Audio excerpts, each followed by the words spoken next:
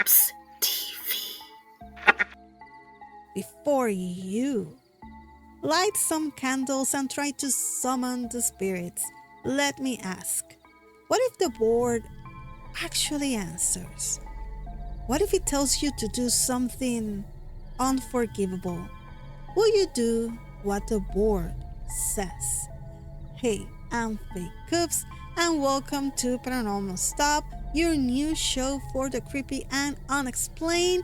And today's episode, we're diving into 3 real life murders where the Ouija board wasn't just a game, it was the spark for pure madness.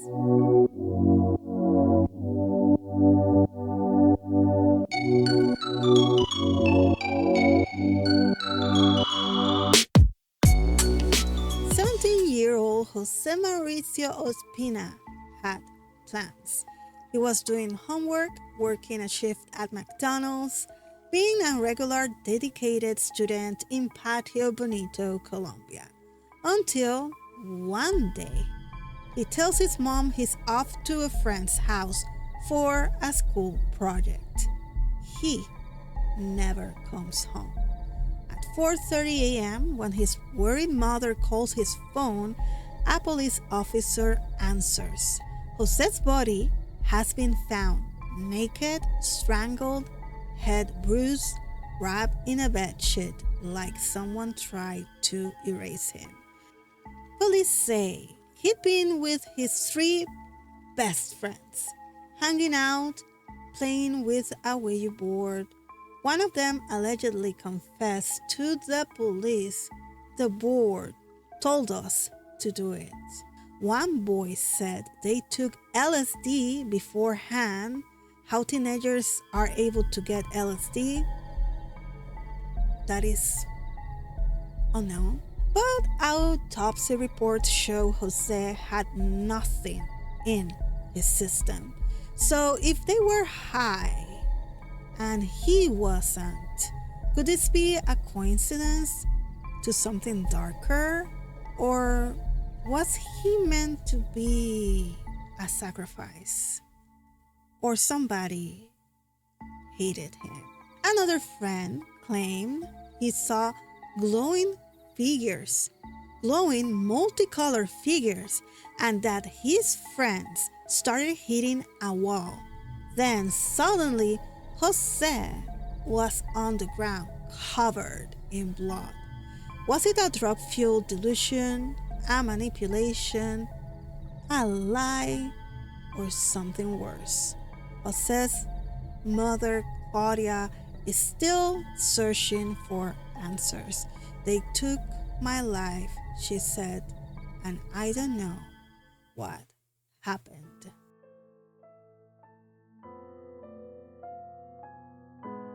So now fast forward to 2007, a small town in Washington state. 2 teenage boys, 16-year-old Joshua Tucker and 15-year-old Donald Scoukling, are bored, and instead of playing video games or watching late-night TV like normal kids, they pull out a Ouija board. They make this question: should we become serial killers? And the board answers, yes, of course. So they keep going with the madness and ask, who should we kill first? And the answer is M-O-M, Mom. That night, Joshua and Donald go through with it. They attack Donald's 13-year-old sister Elizabeth first while she's on the phone. Joshua slashes her throat. Then, as they're cleaning up their blood, Lori, Donald's mom, comes out of her room wondering what's going on. Joshua stabs her too. The boys try to flee, but they are caught. Stephen, their 22-year-old brother, gets the news in the most brutal way possible. A nurse at the hospital silently hands him the coroner's business card.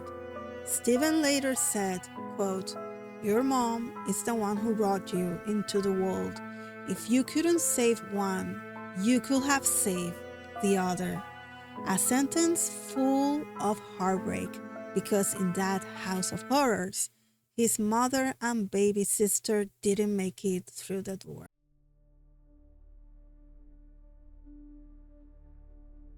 2001, Oklahoma. It's late at night.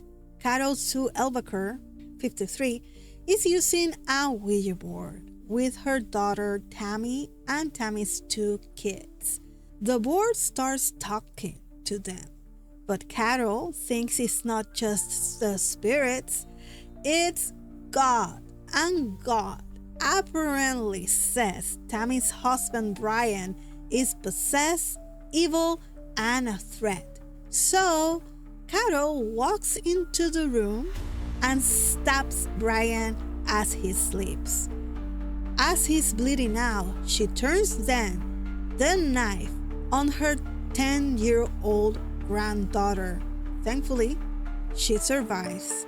Then Carol herds the family into the car, says they're going to finish this. She drives off the road at full speed, trying to kill them all. They survive with minor injuries except Carol, who breaks both ankles. And yet, she's not done. She tries to push her 15-year-old granddaughter into oncoming traffic, then limps off into the woods trying to escape. She's found, arrested, and declared not guilty by reason of insanity. Yes, the board told her to do it, and she listened. 3 cases of killers, 3 different motives, but one common thread: a Ouija board. Whether you believe in the paranormal or not, there's something deeply disturbing about how these boards have become a trigger for real-life horror. Sometimes it's mental illness, sometimes it's drugs, sometimes it's just plain manipulation, but sometimes it's the silence between questions. It's the pause before pain. The eerie way our hand spells our darkest desires through the letters of the board. And still, we claim we had no control. So next time someone pulls a Ouija board and says, let's just see what happens, maybe don't. You don't know what will answer, and worse, you don't know who might be listening. And this is all I have for you today, guys. Thanks for stopping by Paranormal Stop. Now hit that follow and like button. Tell me what you think about these 3 stories. Also check out the other shows here on FayeCoopsTV. They're so good. In the meantime, stay haunted, stay away from Ouija boards.